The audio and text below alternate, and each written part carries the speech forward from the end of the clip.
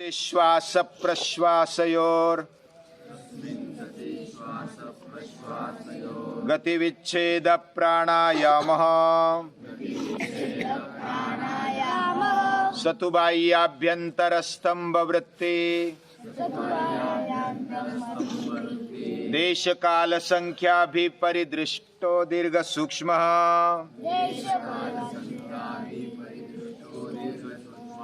बाह्याभ्यंतर विषयाक्षेपि चतुर्थः बाह्याभ्यंतर विषयाक्षेपि चतुर्थः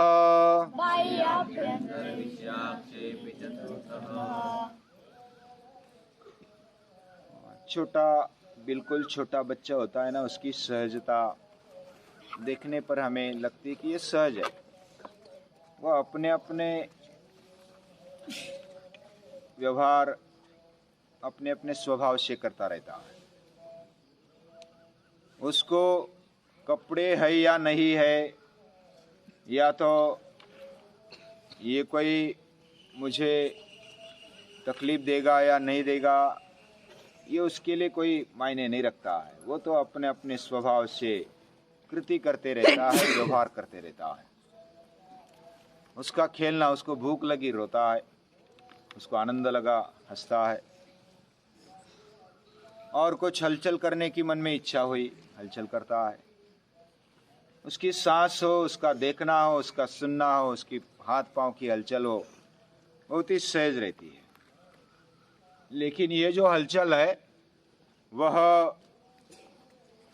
बहुत ही सहजता से, लेकिन अज्ञान के कारण हम मान सकते हैं। अभी अज्ञान होता है या नहीं होता है, यह अभ्यास करना पड़ेगा।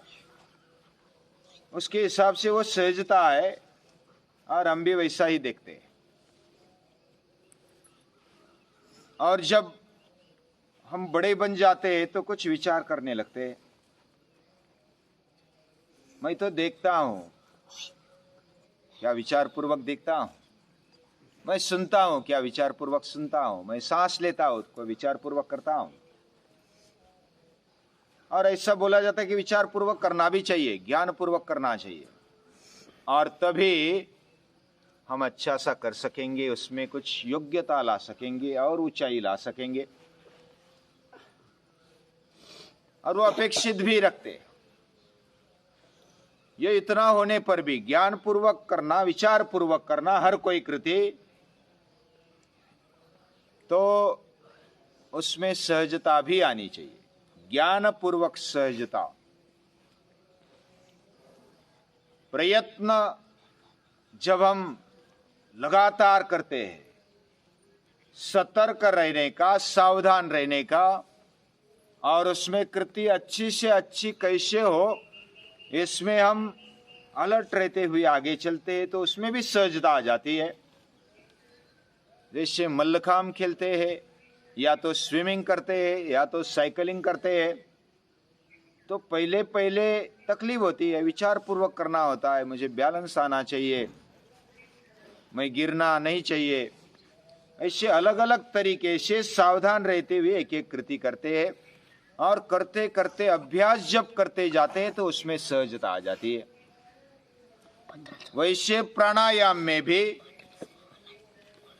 जब हम पहले करते हैं, जैसे भस्त्रिका किया, ओंकार किया, अनुलोम विलोम किया, नाड़ी शुद्धि किया, फिर बाह्य प्राणायाम किए, कपालभाति किया, अलग अलग उज्जाई है,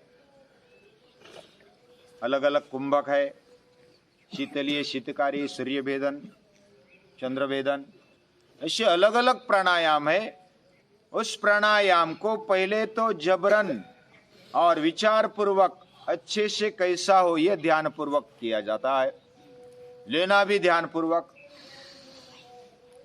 छोड़ना भी ध्यान पूर्वक। ध्यान यानी उसमें मन लगाकर विचार पूर्वक अच्छे से होता है क्या नहीं होता, उसकी लंबाई, उसका काल, उसका स्थान, उसकी संख्या, कितने गिनने तक करना है, ऐसा हम उसका मेजरमेंट करते जाते हैं।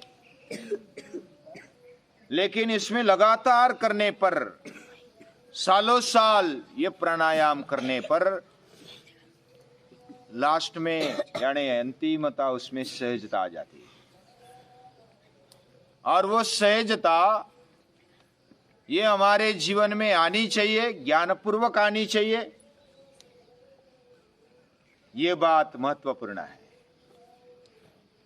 और मूल रूप में आदमी सहज होता है। जब सहजता कब चली जाती है, उसमें सरलता, प्रामाणिकता कब चली जाती है, थोड़ा विचार करके देखो। प्रामाणिकता तब भी चली जाती है कुछ स्वार्थ या तो आसक्ति हमारे मन में घुसती है, या तो कुछ कपट घुस जाता है। जब स्वार्थ या तो आसक्ति घुस जाती है, कामना घुस जाती है, एक विशेष या तो अलग प्रकार की आसक्ति घुस जाती है, तो हम अतिरिक्त चाहते हैं और उसमें सहजता, प्रामाणिकता चली जाती है। वो फिर सज्जनता नहीं रहती। वो सहजता टिका पाना बचपन में जैसे अज्ञान के कारण बाद में समझ आने लगी, हम विचार करने लगे, तो विचार करते हुए वो सहजता को बरकरार रखे, वही हमारा स्वभाव होता है। और स्वभावोध्यात्म मुच्यते 8वें अध्याय में गीता में कहा गया, भगवान श्री कृष्ण कहते हैं स्वभावोध्यात्म मुच्यते। अध्यात्म क्या है? अध्यात्म यानी कुछ गंध लगा दिया, माला पहन ली, या तो कुछ अलग अलग प्रकार के कपड़े पहन लिए, या तो कुछ आसन कर लिए, कुछ मुद्रा में रह गए तो हो गया अध्यात्म। ऐसा नहीं है। ये तो बाह्य साधन है। बाह्य साधन यह टेम्पररी काम आते हैं, यानी हमें विचार पूर्वक करते हुए सहजता लाने के लिए ये साधन काम आते हैं। बाकी भी जो हमें मार्गदर्शन करने वाले होते हैं, वह भी केवल बताते हैं, या तो कुछ उनके जीवन में आई हुई आइडियाज, अनुभव वो बताते हैं, और बताते बताते हमें उसमें कुछ करने के लिए प्रेरणा मिल जाती है। और वो प्रेरणा जब मिल जाती है, हम करने लगते, तो उसमें सहजता आती है। और वो सहजता वही हमारा स्वभाव होता है। और स्वभाव मूल हमारे आत्मा जो शक्ति है, उसका स्वभाव यानी मूल भाव क्या है? वो सरलता है। उसमें कोई आड़ा टेढ़ापन नहीं है, उसमें सहजता है। वैसा योगी कैसा है? वो प्राणायाम या तो अलग अलग आसन करते जाता है, शुरुआत में सीखता होगा, लेकिन करते करते उसमें सहजता आने लगती है। और वो सहजता प्राणायाम करते गए, कब वो मग्न हो गए, वो अंतिम जो शक्ति उसमें मग्न हो जाते, यानी जो चित्त शक्ति है, चैतन्य शक्ति है, उसको भगवान बोलो या तो ईश्वर बोलो, अलग अलग नामों से उसको पुकारा जा सकता है। उसमें वो तल्लीन हो जाता है, आत्मशक्ति में तल्लीन हो जाता है, तो उसमें सहजता आने लगती है। सांस कब रुक जाती है, कब लेता है, कब छोड़ता है, पता नहीं चलता। उसमें सहज भाव आता है। और ये ऐसा नहीं कि बस सहज ही सांस रुक गई और मर गया, ऐसा नहीं होता। उसकी सांस तब भी सहज चलती या तो रुक जाती है जब उसका डेवलपमेंट उस लेवल पर होता है, उसका विकास उस स्तर पर हो जाता है, तो उसकी सांस रुकती है। कभी 1 मिनट, कभी 2 मिनट, कभी किसी के 1-1 घंटे तक रुक सकती है। अब ये होता है क्या? मैंने भी नहीं अनुभव किया है, लेकिन जब एकाग्र हो जाते हैं तो हमें पता नहीं चलता कि सांस चल रही क्या नहीं चल रही है। और ये तब भी होता है जब हमने पहले अभ्यास किया हुआ है, उसकी डेवलपमेंट हो गई है। और ये बाह्याभ्यंतर विषयाक्षेपी, जब लेते समय जो विषय थे, छोड़ते समय जो विषय थे, या तो हमने कुछ पकड़ के रखा था अपने मन से, अंतःकरण से, उसको हम छोड़ देते हैं, विषयाक्षेपी, उसको फेंक देते हैं। और उस विषय को फेंक देना या तो उसको साइड में करना, ये सहज हो जाता है। वो करता नहीं, अपने आप हो जाता है।